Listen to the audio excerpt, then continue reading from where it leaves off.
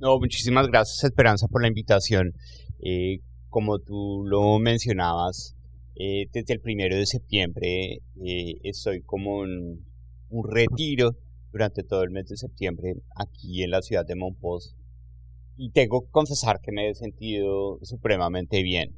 Creo que Monpós es un lugar mágico que ha ayudado muchísimo a contribuir que desde la perspectiva personal pueda cerrar como ese ciclo de mi salida del DANE y que al mismo tiempo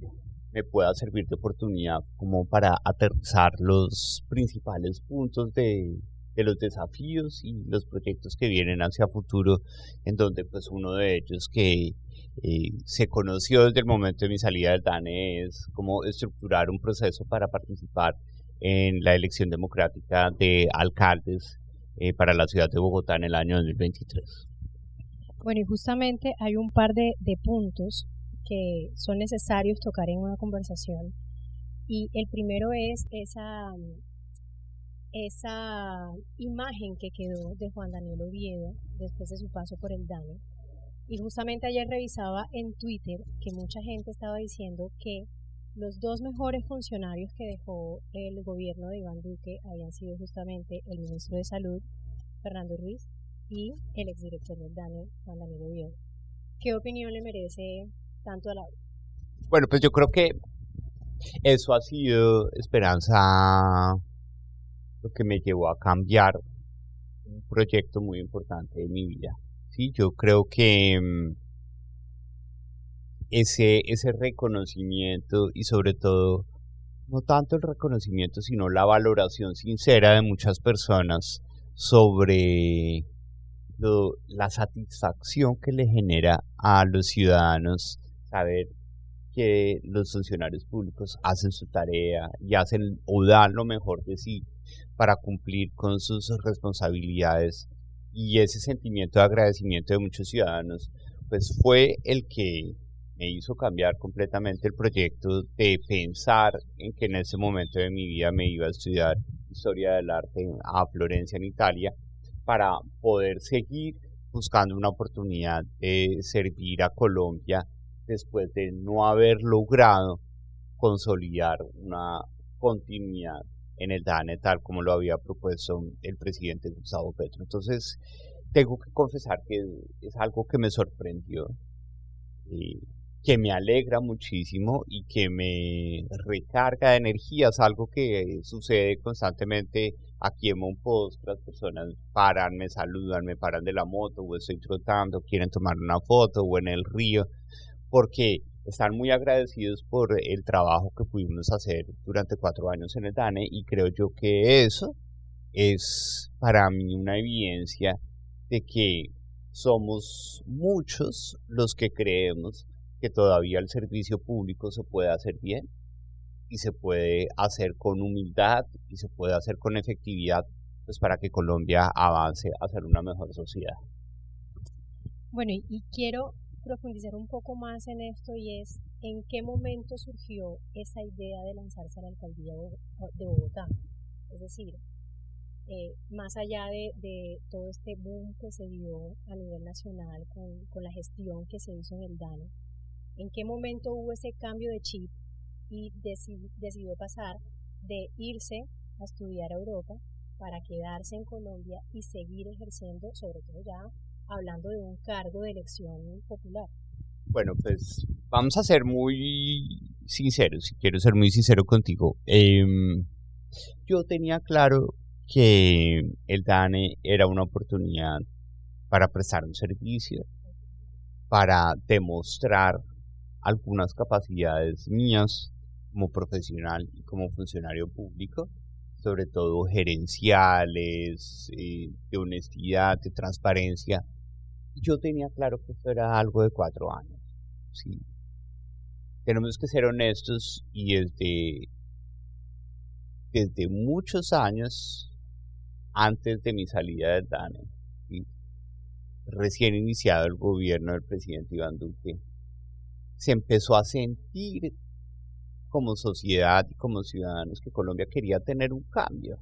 ¿sí? Entonces para mí era claro que mi periodo iba a ser de 4 años y en esa reflexión del periodo de 4 años, pues mi idea de estudiar historia del arte en Florencia es algo que no es nuevo. Incluso cuando estaba como profesor de la Universidad del Rosario y tenía la posibilidad de ser el director de planeación efectiva institucional, tenía claro para ese momento, 2016-2017, que quería cumplir mi sueño de estudiar un tema distinto al que ha sido el protagónico de mi carrera profesional, que es la economía. Tenía claro que era en Florencia, que era historia del arte, tengo un tema específico, pero en las vacaciones de diciembre del 2020, haciendo como una evaluación de mitad de periodo, estábamos en medio de la pandemia, tuve la oportunidad de estar con mi mejor amigo, su novia, con Sebastián, y estábamos en Barranquilla y empezamos a conversar sobre, más allá de Florencia, historia del arte, ¿qué otra cosa me gustaría desempeñar? Y en esa conversación con Ricardo, con Laura, con Sebastián, salió que sería muy interesante como ver ese,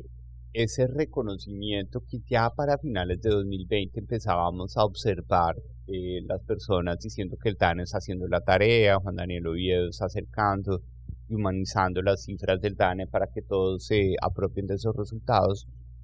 Pues surgió la idea de por qué no intentar un proyecto,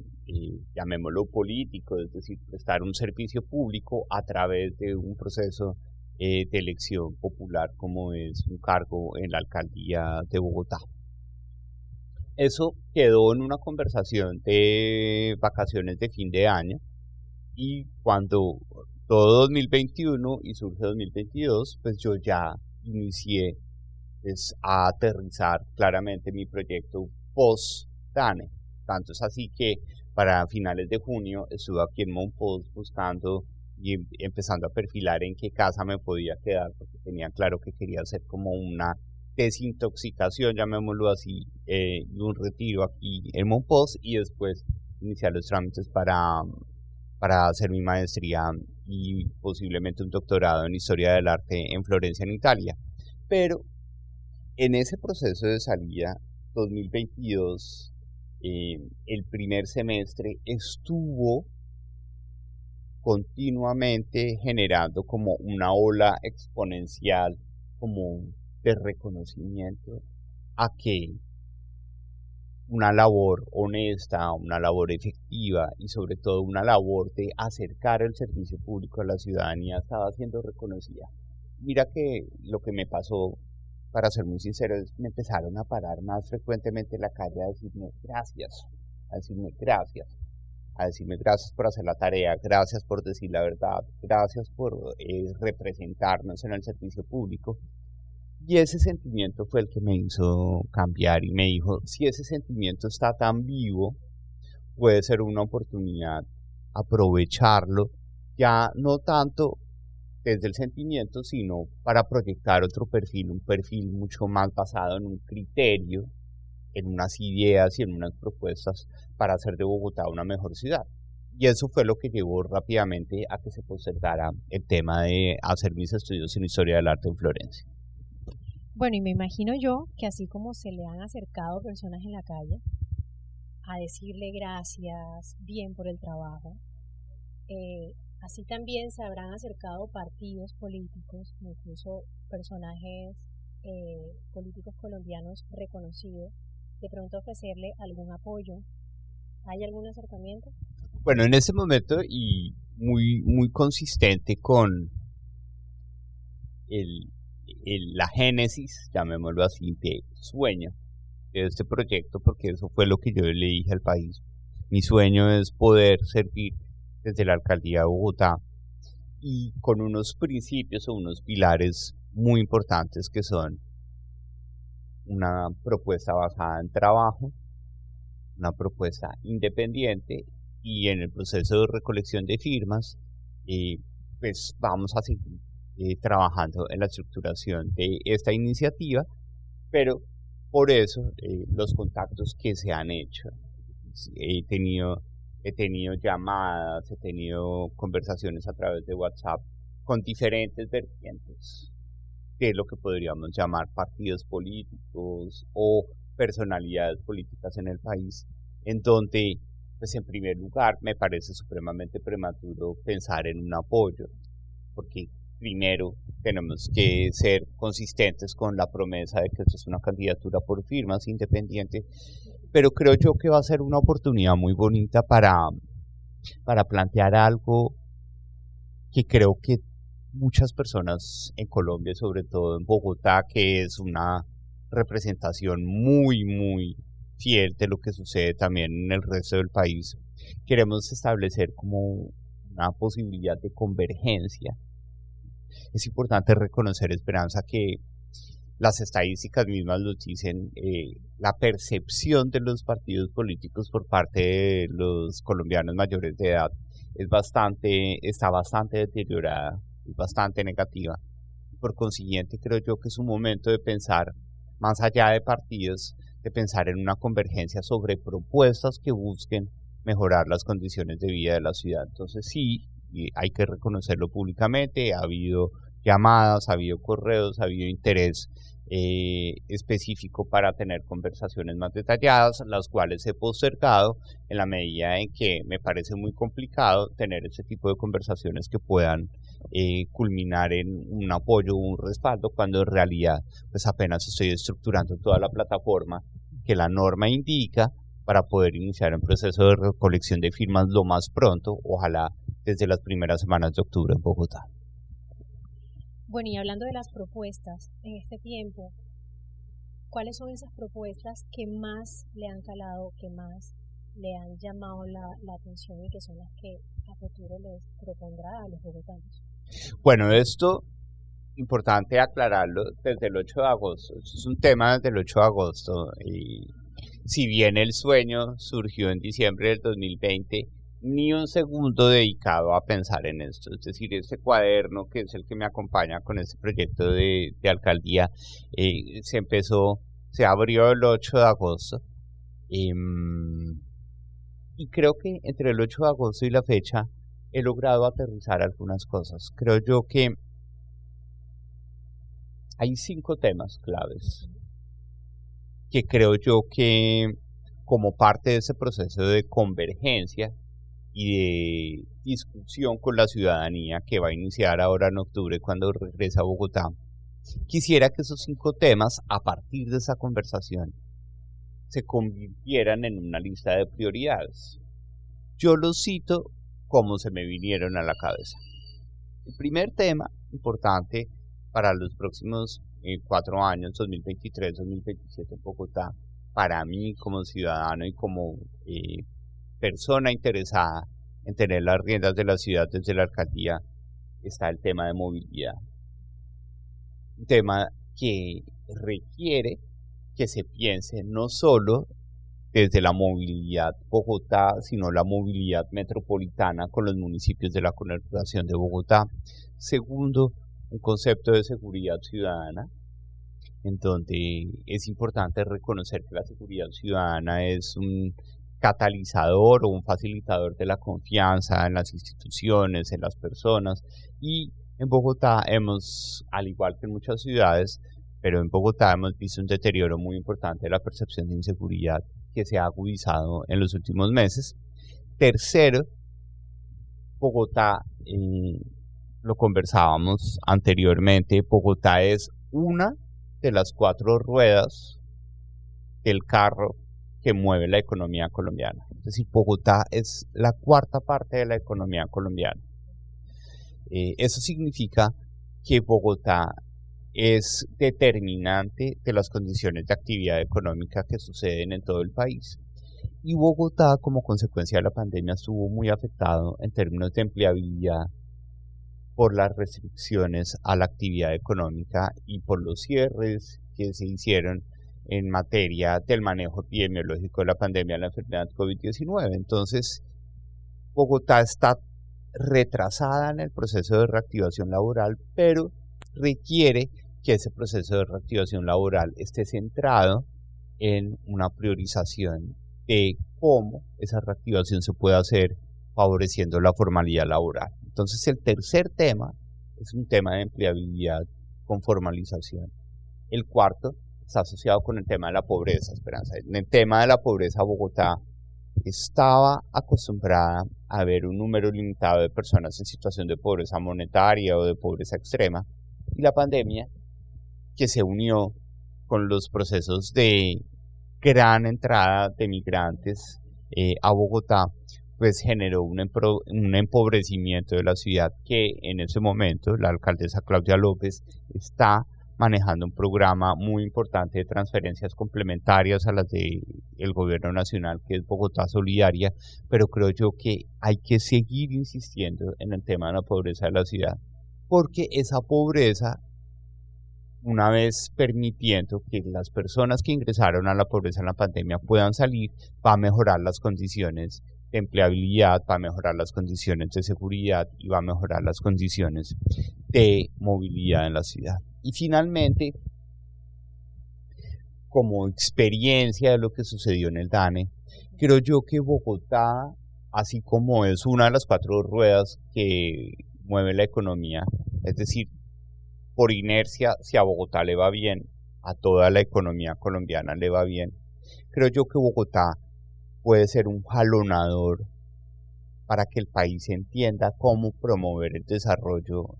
con equidad en diferentes dimensiones, es decir, cómo una política de gobierno local reconoce que hay que ser incluyentes con los migrantes, con las personas con discapacidad, con los indígenas, con la población negra afrodescendiente, con la población LGTBIQ+, y que ese laboratorio de proyectos de inclusión que sucedan en Bogotá puedan servir para irradiar esas experiencias a otras ciudades capitales o a otros municipios del país. Entonces son esos 5 temas sobre los cuales estoy formulando una lluvia de preguntas, en donde lo que quisiéramos, por ejemplo, para no alargarme en la respuesta, es en el tema de movilidad. ¿Cómo lograr que Bogotá crezca más sin que sus ciudadanos se muevan tanto? Es decir, cómo Bogotá puede ser un proyecto ciudad de incentivos económicos al teletrabajo, en donde podamos trabajar con el sector empresarial y definir el canal de esos incentivos para que haya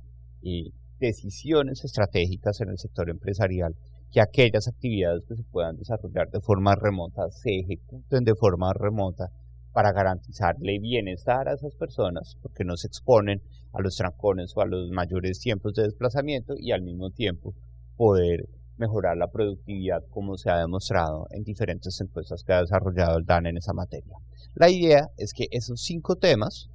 en una conversación ciudadana en todas las localidades de la ciudad, se llegue a una visión conjunta de cuáles son las prioridades. Si la posición número 1 verdaderamente es movilidad o es pobreza, o si la posición número 2 en realidad es seguridad o es empleabilidad, para que priorizados esos 5 puntos podamos, eso se espera que pueda estar listo hacia febrero o marzo, hacia mayo poder hacer algo, no creo que sea innovador, pero sí consistente con una realidad que estamos viendo en este momento en el proceso de formación de gobierno a nivel nacional, y es los rezagos en la conformación del equipo.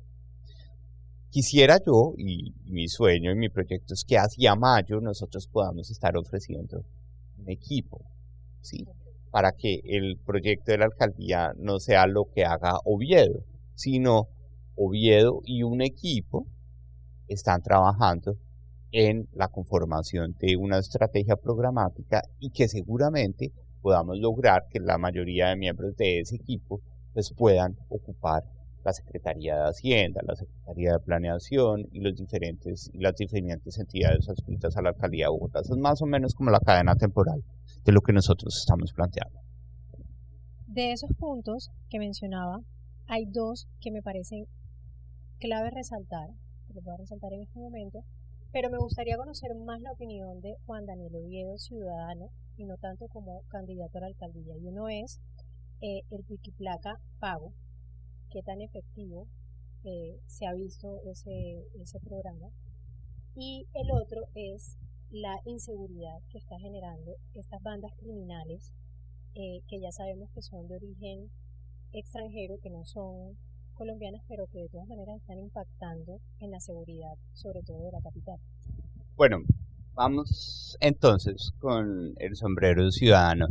Pico y placa pago, yo creo que es una medida que técnicamente es consistente, ¿sí? Pero al mismo tiempo es una medida que, dadas las condiciones socioeconómicas de la ciudad, ¿sí?, pues ha generado un incentivo a que los hogares de ingresos medios o de ingresos altos pues encuentren que el retorno de pagar por la circulación de su vehículo sea supremamente alto y que incluso multipliquen el número de vehículos que tienen los hogares de ingresos medios y ingresos altos en una forma muy importante. Recordemos que buena parte del crecimiento de ventas de vehículos particulares en Colombia ha estado influenciada por la situación de Bogotá. Entonces yo creo que el pico y placa pago como medida de administración de congestión es consistente, pero al mismo tiempo, dadas las condiciones socioeconómicas de la ciudad, no cumple, porque pareciese que el pago que se hace no es lo suficientemente alto para tomar una decisión con juicio, sino que automáticamente se vuelve como un pago menor para los hogares de ingresos medios e ingresos altos, y por consiguiente se está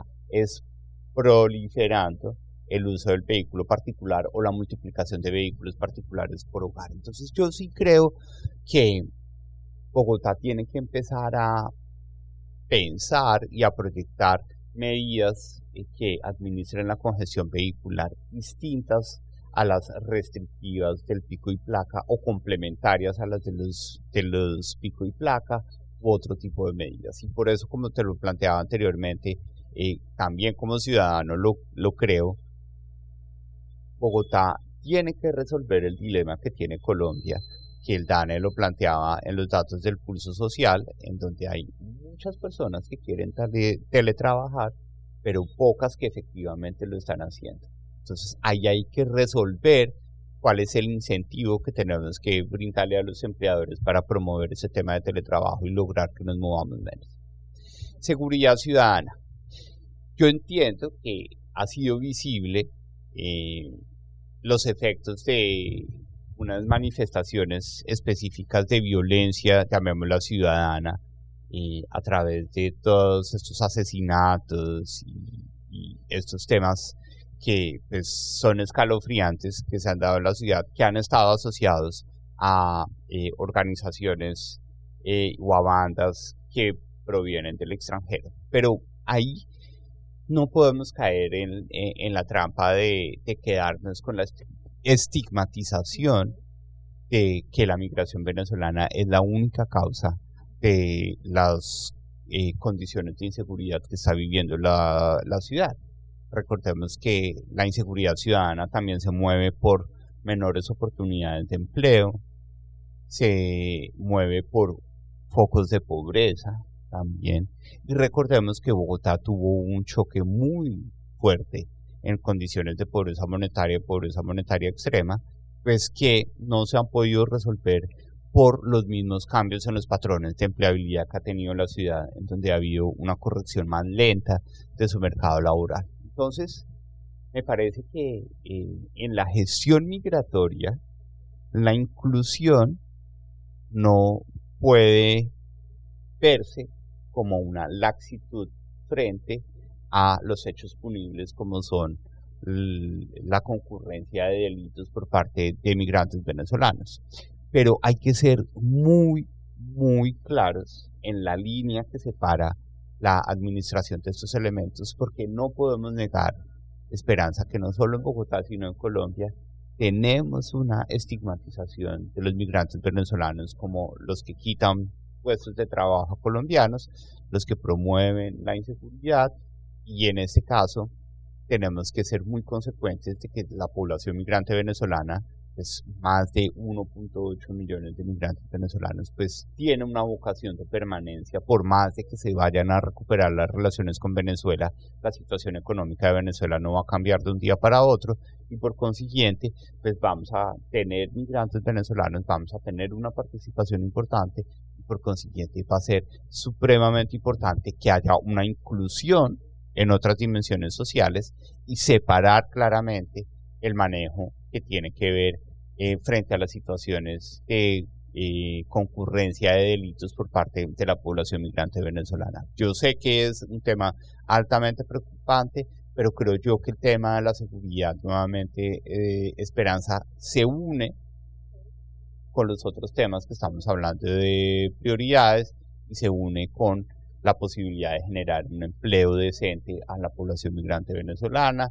Buena parte de la población que está en situación de pobreza en Bogotá forma parte de la población migrante venezolana, y por consiguiente resolver estos temas de pobreza y empleabilidad va a permitir que la percepción de inseguridad y los hechos efectivos asociados con el crimen o con hechos violentos pues empiecen a disminuir de forma significativa en la ciudad. Bueno, hay que reconocer que Juan Daniel Oviedo es una persona que ha recorrido el país en estos últimos 2 meses, un poco. Anteriormente también es una persona que le gusta conocer mucho sobre la cultura y la gente colombiana. Y por eso también, ya lo había mencionado en otros medios, está ese deseo que va agarradito de la mano con la alcaldía de Bogotá de por qué no postularse más adelante a la presidencia de Colombia, ¿cierto? Y ahorita mencionaba que también los problemas que están en Bogotá también se ven reflejados en otras regiones del país, y eso lo ha podido comprobar también en su estancia en Monpós. Cuéntenos un poco, agarradito de la mano de ese sueño de llegar a la presidencia, también esas problemáticas que ha encontrado en esta población, que la ciudadanía se ha acercado a comentarle y a pedirle también que interceda en algunos problemas locales. Bueno, pues muchas gracias por esa pregunta. Y claro, el sueño, si uno manifiesta el sueño del servicio público a través de la alcaldía, ojalá algún día, no muy lejano, pues se pudiera dar la oportunidad también de prestar ese servicio a todo el país. Y lo que tú dices es cierto, y algo de lo cual también estoy eternamente agradecido por lo que sucedió en el DANE, es que ese interés de querer acercar la labor del DANE a los ciudadanos de todo el país me llevó a viajar por todo el país. Y esa experiencia surgió una cosa que me parece crítica y que hoy en esta conversación contigo también reconozco que me ayudó a afianzar el interés de lanzarme a un proceso a nivel local. Las diferencias en la capacidad institucional para administrar las ciudades y municipios del país son muy fuertes. Es decir, después de Bogotá y algunas grandes ciudades, la capacidad o la disponibilidad de tener el recurso humano, el interés, la vocación de planear, de servir, de ser transparentes, de ser incluyentes, de reconocer que la pobreza es un problema, de pensar en cómo promover estrategias que favorezcan el empleo, es bastante limitada. Y eso me parece que es una deuda que tiene el país. Nosotros tenemos que buscar la forma de cómo los profesionales como tú o como yo, en este caso tú estás haciendo una tarea muy valiosa desde Monpós, también exponiendo en cierta forma algunas realidades del municipio, como profesionales como tú, como yo, formados tradicionalmente en Bogotá o en las principales ciudades del país, en algún momento podemos tener la oportunidad de prestar un servicio a diferentes municipios, a alcaldías, a gobernaciones y fortalecer las capacidades de planeación a nivel territorial. Y ese tema de fortalecimiento de las capacidades a nivel territorial, cuando llegó a Mompox, se hace evidente. Es decir, tengo que reconocer que así como Mompox ha sido un territorio mágico para cumplir mi propósito de cerrar un ciclo y abrir otro, pues también ha sido un laboratorio muy importante de esas deficiencias en la capacidad de planeación institucional a nivel territorial. Desafortunadamente, en este municipio, hay que reconocerlo, han confluido recursos del orden nacional y el orden departamental para mejorar la infraestructura de saneamiento, el tema del alcantarillado y la infraestructura, llamémosla, de bienes públicos y de adecuación de vías y de adecuación de espacios específicos para promoción turística y cultural, como son la Plaza del Jazz. ¿Sí? Esos recursos, yo recuerdo que yo vine, eso fue abril, mayo de 2022, vine y acompañé al presidente Iván Duque al lanzamiento de esos recursos, creo que fue a comienzos de 2022 o finales de 2021, que estaban previstos para que todas esas obras pudieran estar cerradas hacia agosto de este año. ¿Sí? Pero esa planeación se unió con un tema muy importante y es el fenómeno invernal. Y el fenómeno invernal fue fuerte. ¿Sí? No más yo vine a Mompox en junio cuando vine a buscar casa y vi al río justo a un escalón de las diferentes escaleritas que hay por la Albarrada, a un escalón de las escaleras de la Albarrada, es decir, el río estaba supremamente alto. Tuve la oportunidad de hablar con las personas que estaban planeando la obra y dijeron, con este nivel de agua, pues tenemos un problema y es que iniciar las obras es muy difícil. Pero vuelvo ahora en septiembre y encuentro a Mompox 1 completamente roto. Todas las vías principales aleatoriamente están con una obra en particular o de vías o de andenes, pero ninguna terminada. Entonces uno dice, aquí hay un sesgo a la hora de decir, iniciemos todas las obras para que los contratos inicien ejecución, pero al mismo tiempo no hay una conciencia de cómo ese interés particular de iniciar todos los contratos a la vez, pues está afectando las condiciones de convivencia ahora que está lloviendo de forma importante acá en Mompox. Entonces todas las vías están inundadas, esas inundaciones retrasan las obras, personas con un balde o con una caneca desocupando las inundaciones de cada vía para poder lograr que seque y reiniciar la obra. Entonces creo yo que aquí hay un problema de planeación, donde seguramente desde la alcaldía o la gobernación hay que hacer una reflexión muy importante de cómo vamos a planear el resto de las obras aquí en Mompox para no afectar la condición de vida de los mototaxistas, de las personas, de los focos que generan estos inundaciones, estos charcos a la hora de generar vectores de insectos que transmiten enfermedades. Un elemento que me parece crítico y que ojalá pueda tener la oportunidad de contribuir hacia adelante, porque quiero mucho a este municipio a que mejore esa planeación a la hora de ejecutar las obras. Y otro punto, algo de insensibilidad frente a la pobreza. He visto aquí en Mompox y creo yo que la puedo ver de cerca, que los mismos habitantes fueron hasta la casa donde está viviendo a buscarlo para que por favor intercediera. Y eso fue una experiencia muy bonita que me ha marcado, nos marcó a Sebastián y a mí porque él me acompañó. Y es un desarrollo irregular al lado del barrio 1 de Mayo, ¿sí? Que está por la vía, en la parte hacia arriba, no en la parte hacia el río, sino en la parte hacia arriba de la vía,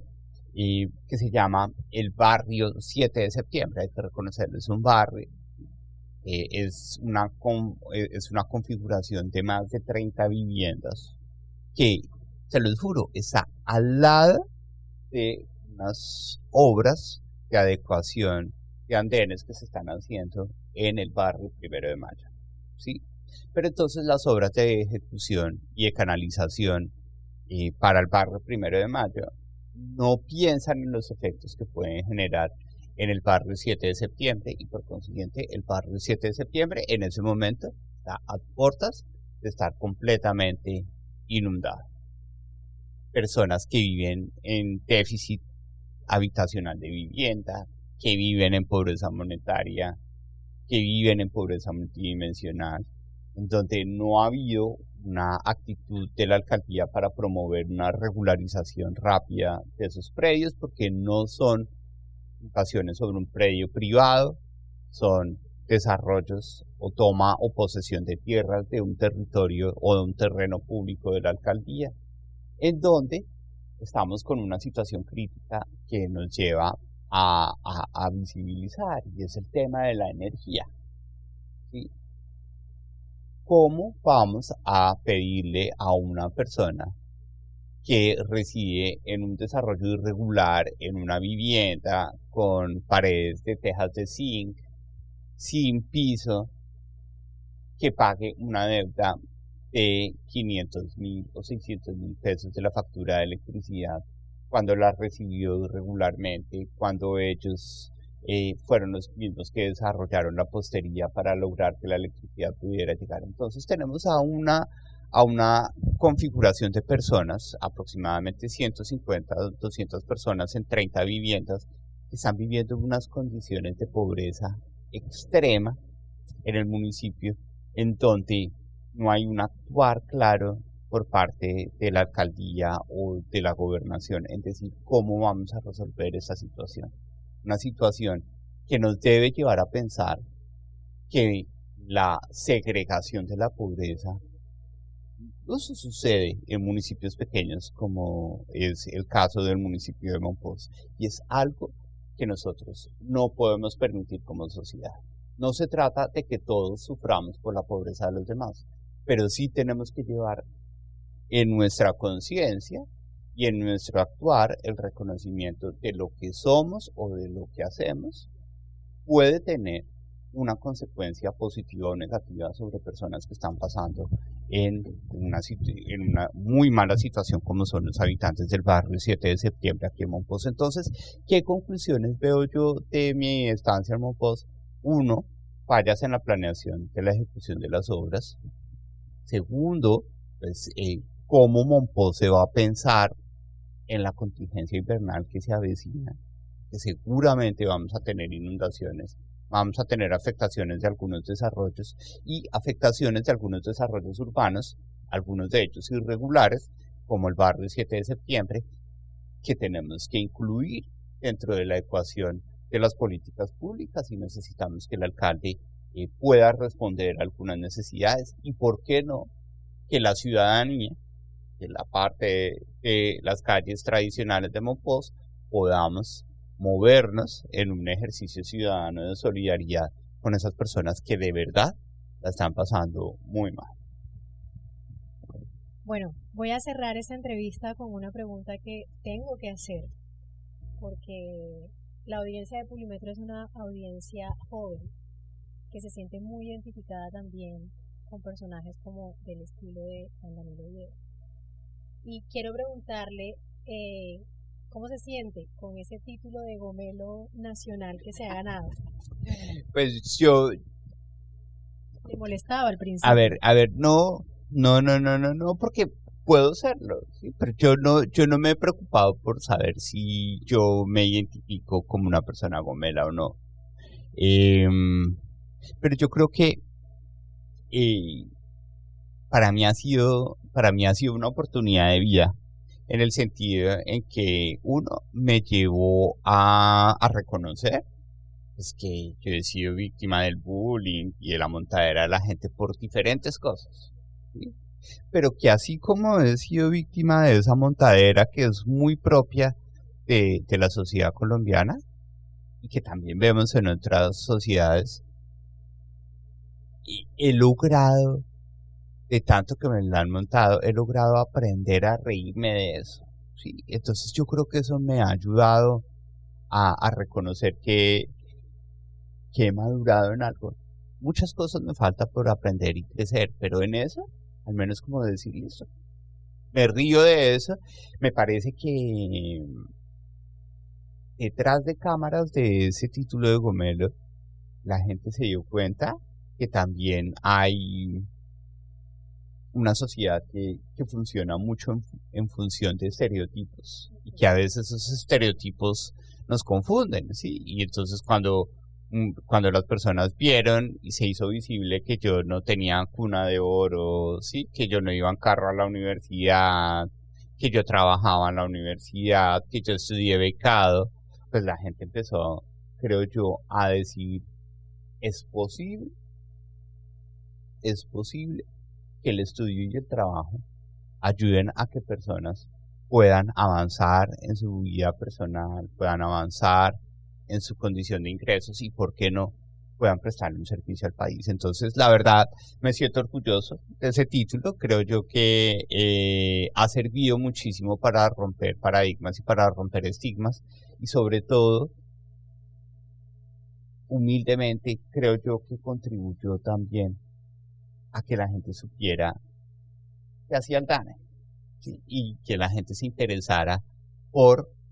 reconocer que el DANE es una entidad supremamente importante para el país y que la estadística y las cifras son claves para que nosotros podamos saber en dónde estamos fallando, en dónde estamos avanzando y sobre todo cómo podemos ser una mejor sociedad. Así que me siento contento. Bueno, muchísimas gracias a Juan Daniel por esta entrevista, por este espacio que nos da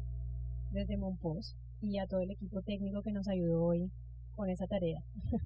No, de verdad, muchísimas gracias a ti, me siento muy contento. Pues nuestra primera entrevista así en ese entorno mágico, que también aprovecho para invitarlos para que visiten. Esto es algo que verdaderamente vale la pena vivir, en el sentido en que no solo tenemos una experiencia arquitectónica, ni gastronómica, ni ecológica, sino también la gente. La gente es supremamente cordial, una gente completamente amigable con los turistas, cero explotación a los turistas, mucha solidaridad con los turistas. Y creo yo que vale la pena lograr que toda esta infraestructura económica que está desarrollada alrededor de los servicios turísticos pues pueda crecer, consolidarse y asimismo mejorar las condiciones de vida de todos los habitantes del municipio de Monpós. Bueno, muchas gracias. Muchas gracias. Parece que detrás de cámaras de ese título de Gomelo, la gente se dio cuenta que también hay una sociedad que funciona mucho en función de estereotipos y que a veces esos estereotipos nos confunden, ¿sí? Y entonces cuando las personas vieron y se hizo visible que yo no tenía cuna de oro, ¿sí? Que yo no iba en carro a la universidad, que yo trabajaba en la universidad, que yo estudié becado, pues la gente empezó, creo yo, a decir, es posible